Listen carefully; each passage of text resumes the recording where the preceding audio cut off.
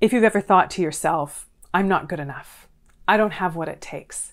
I'm not smart enough. I'm not strong enough. I'm not competent enough. I'm not capable enough. I'm not lovable enough. I'm not worthy enough. Then this video is for you. And that was a trick question because we all have those thoughts at least sometimes. So today I'm going to talk to you and teach you a couple little tricks to not let these unhelpful thoughts continue to bring you down, hold you back, and get in your way, because they do just that.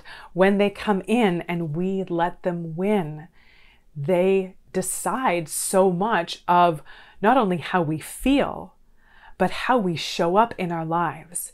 And then how we show up in our lives is going to determine the results that we get and the life that we live. And so we need to be managing these thoughts so that they are not controlling us. And I'm going to give you a couple little tricks that are going to help with that today. If you're new here, welcome to our incredible little corner on the internet. Take a second, introduce yourself in the comment section below. If you are back again, say hello. It's great to connect with you. Great to see all of you connect with each other. If you haven't already, subscribe to the channel. The subscribe button is about right down there. And either way, my name is Kristina, and I'm a registered clinical therapist, a researcher, a coach, and the creator of my amazing membership community that you all have to check out. There's so many incredible things happening there. People taking this work to that deeper level and being supported along the way in the Shift Society. And you can get more information about that in the description below. I help heart-centered humans break through the crap that is holding them back so that they can like themselves and their lives more every day. And these unhelpful thoughts are just that. They are things that absolutely hold us back. And so what do we do when these thoughts come in and try to hijack our brains and make us feel all kinds of down and sad and discouraged and no good, and then we're feeling those ways, then we don't take the actions or show up in life in the way that we want to be showing up to be getting the life that we want, to create the life that we want, to get the results that we want, to whatever it is that's important to you. Whether it's about, building your career or building stronger relationships or getting out and trying new things or starting a business or getting in, creating better health routines for yourself. Whatever that is that your brain tries to tell you that you can't do these things or have these things for whatever reason that it wants to come up with that's not helpful. We need to talk about these ones. Even if it's just, something arbitrary that happens. So let's say you find out that friends went out and had a get together, somewhere, and they didn't invite you. And then your brain starts to tell you that, well, it's because you're not lovable enough. No one likes you. They didn't want you there. And then that makes you, kind of isolate yourself and be like, well, I don't need them. And you get all just sort of like huffy about it and hurt about it. And then, take it personally and then end up isolating yourself and, or just like giving people the, kind of an attitude. And then they're like, what's your problem? I don't understand what's going on. And then it creates conflict and discord in the relationships and distance in the relationship, right? And then that is not helpful. If our goal is to have connection, right? The reason why we get hurt or disappointed when we're not included in something is because we want connection. And then we end up creating more disconnection with our reaction because we have made the action mean something about us. We've made it automatically mean that if I'm not invited to something or included in something, then it means that I'm not lovable enough, right? Do you see how that works? How we create these stories, our brains feed us these thoughts, and then we create all of this mental drama for ourselves, and then often end up getting the thing that we weren't wanting, which was the disconnection. Or if it's, about a job that you're going for, where you're like going for a promotion and you really want the promotion, but then your brain is like, you don't actually have what it takes. You're not good enough for this. And so then your brain tells you this, and then you feel discouraged, you feel defeated, and then you don't end up going the extra mile, doing the extra things, putting the extra work to get the promotion. And then you don't get it. And then you feel, see, then it's that self-fulfilling prophecy. See, I'm not good enough because I didn't get it. And you can apply this to most situations in your life when your brain starts to feed you information about what something means about you, and then you run with it and you indulge it and you feed it and you go with it. And then you end up, those thoughts end up turning into feelings, right? They create these feelings of hurt or discouragement or frustration. And then that leads to an inaction, or it leads to an action that is moving us away from what we actually want. And then it becomes that self-fulfilling prophecy, and then we end up feeling worse. So what do we do with these thoughts when they show up? The first thing, a simple thing, just frontline defense when you have a thought that's coming in to tell you something about who you are and what you are and why you are that's not the most appealing, that's not the most pleasant. Like I said, somewhere on the lines of like, you're not good enough, you're not lovable enough, you're not worthy, blah, blah, blah, blah. At a very simplified level, just taking a step back and noticing what your brain is doing and being like, hey, is this thought helpful? Is this thought useful? Is engaging and indulging and feeding this thought getting me what I want? Is it moving me forward? Is it helping me create the outcomes or the results that I want? And if the answer is no, let it go. And there might be reasons why this thought is coming up. Maybe it's from past pain, past things that you've been through, and it's just kind of showing up in this situation. But regardless of where it comes from, it's not helpful now.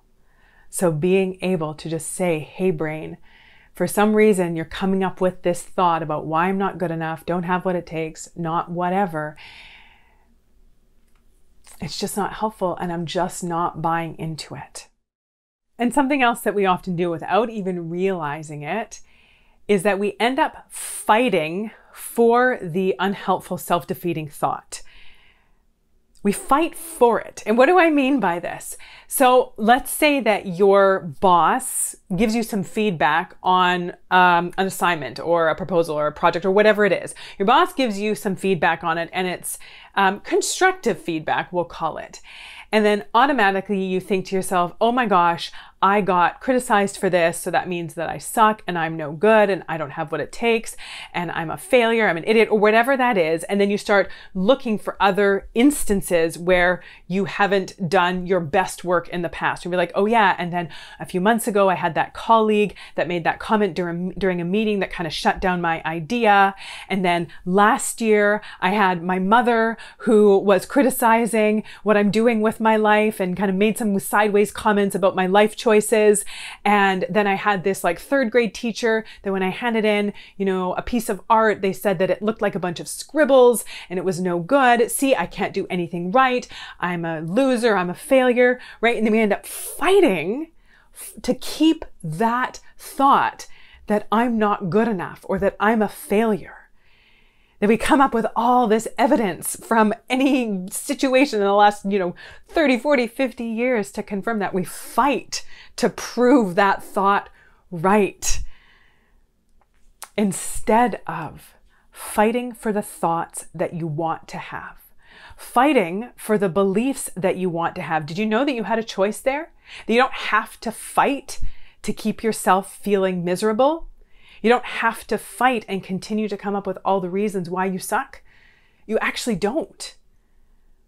You can sit down and you can think about, okay, so I got this feedback from my boss. I get to decide what I'm going to make that mean. I'm going to get to decide whether I make that mean that I'm a failure and I'm a loser and I can't do anything right, or I'm going to fight to make it mean that I've got some things to figure out, that I've got some more homework to do, that I have some things that I haven't learned yet, and there's ways that I can improve. Like any human being, there's always different things to make things better. And that doesn't mean that what I've done is terrible. And so fighting for the belief that you want to have, that is also allowed. And then piggybacking on that, not just fighting for the belief that you want to have, but also finding evidence to support it. So often, back to the friend situation where like, okay, these friends found out these people got together, they didn't invite me. So that automatically means that I'm a reject and I'm a loser and they don't love me. Instead of, hey, I don't always invite everyone to everything all the time, and it doesn't mean I don't like those people. Or it could have been that they just happened to run into each other out somewhere and then just made an impromptu plan. It wasn't some big conspiracy theory against me. There could be alternate explanations for this, so I can fight for those thoughts, and then I can also find evidence to support it. If my brain is taking one instance of being left out, meaning that I'm unlovable and no one likes me and these friends obviously don't like me, then I can come up with evidence to support the other thought, to be like, oh, I actually have no evidence to support the fact that these people don't like me. We chat regularly, we get together regularly. Nothing has happened that has caused any kind of major rift or conflict lately. So, as far as I know, everything is fine. So chances are them all of a sudden, deciding to turn against me is not super likely. And so I am going to find some evidence to support the thought that my friends do care about me. The people in my life do value me. And I can probably come up with a ton of examples for that. So being able to find evidence for the thoughts that we want to be having, instead of continuing to only find evidence for the ones that are not helpful. Another thing, similar to the first one that we talked about, which is about really asking ourselves, is this thought useful or is this thought helpful? Another thing that's even simpler than that, when you notice your brain just kind of coming up with these thoughts that are just throwing you off and just just taking you down an unhelpful path, you can use something called the stop method, where you just almost picture a red stop sign in your brain and just almost yell out in your brain, stop. Stop. I'm not going there. I'm not indulging that. I'm not letting you do that, brain. It's not happening.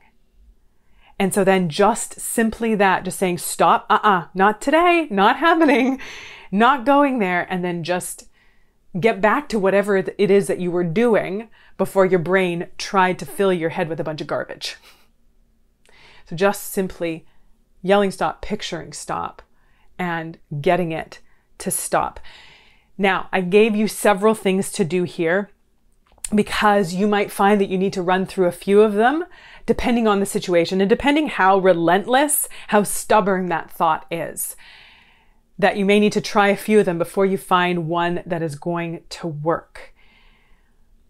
Also, learning at a deeper level how to manage your mind and direct your mind and be in charge of your mind, no matter what is happening in or around you, is the deeper work that we're doing in the Shift Society.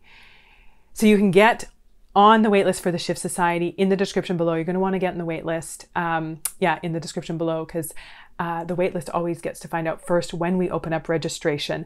This is the deeper, intentional, supported work that the people in there are doing.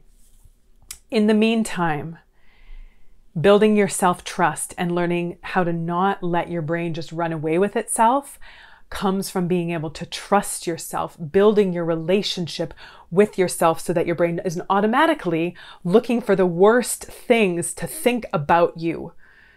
Trust is built when we are directing our brains intentionally, when we are not constantly throwing ourselves under the bus, when we are going through the steps to trust ourselves. Our brain just behaves in general differently. It's not always looking for an opportunity to make us feel terrible.